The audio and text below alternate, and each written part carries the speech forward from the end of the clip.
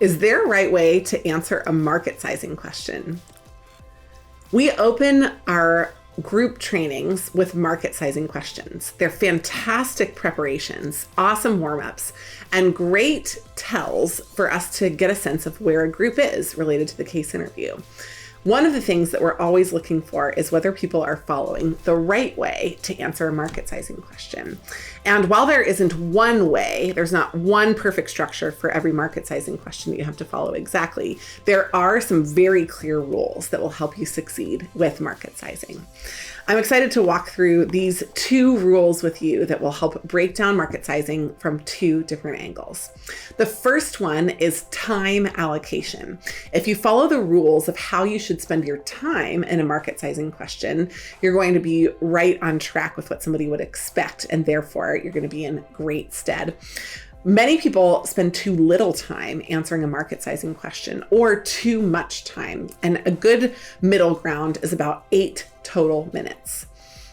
If you get a market sizing question in, for example, a Bain first round interview, where your focus is on answering the question and making sure that you have the highlights of what Bain is looking for, you need to have 4 key things. Number 1, structure. Number 2, data. Number 3, calculations. And number 4, insights. These are the 4 things that the consulting firms are testing you for in regular situations as well. And if you get this outside of consulting, these market sizing questions can be used for brand management, product management, and many other situations. So let me go back through those 4 pieces. The first one is structure. The structure is where you're going to plan how many steps you're going to break the problem down into. And when you're laying out the structure, you usually ask for about a minute to take some time to write it down on your paper. And then about a minute later, you'll come back and then read it out for the second minute. So in total, the structure should take 2 minutes.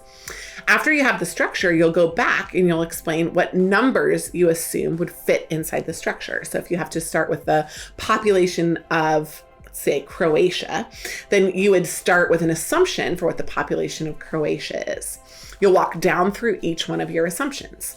The third step is calculation. So once you have all the assumptions in place, you'll go back and perform each one of the calculations. And then finally, you develop insights. The insights are there to tell you, is this a big or a small market? Which of the segments inside the market make the most sense? Which of the estimates that you made are going to be the most influential on the total value? And in sum, you've now laid out the way that you'll solve the problem. You've laid out the data that you'll use. You've laid out how to calculate the data, and you've laid out the insights, all 4 of the key pieces. Now, some people want even more than a plan for a process. They actually want a plan for a plan. They want to know what tactically they need to do for market sizing. And this is answered with one simple insight. You need to complete a market sizing question with demand side information in revenue per year.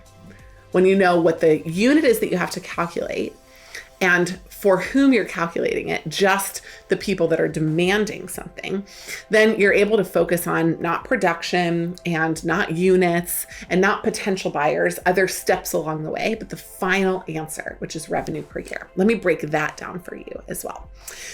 There are at least 4 steps that should be inside your market sizing question. The first one is population, households, or businesses. And sometimes breaking it from population to households or population to businesses is its own step. The second step is dividing that population, household, or business classification into 3 segments.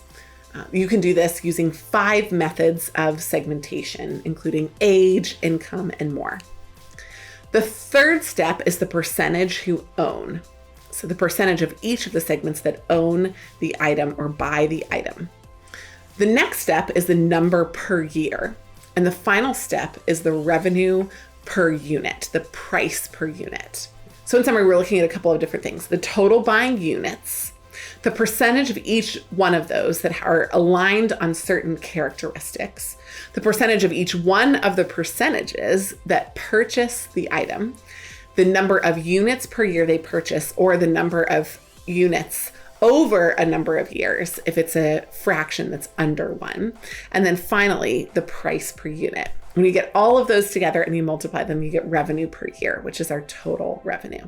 So in summary, a minimum of 4 steps, ideally 5 or more tactical steps through 4 specific parts of the process is the right way to answer a market sizing question. When you do that, you've built confidence in your interviewer, clarity in the answer, and also flexibility so that you can have a great discussion about what would need to change if something wasn't perfect as you would have expected.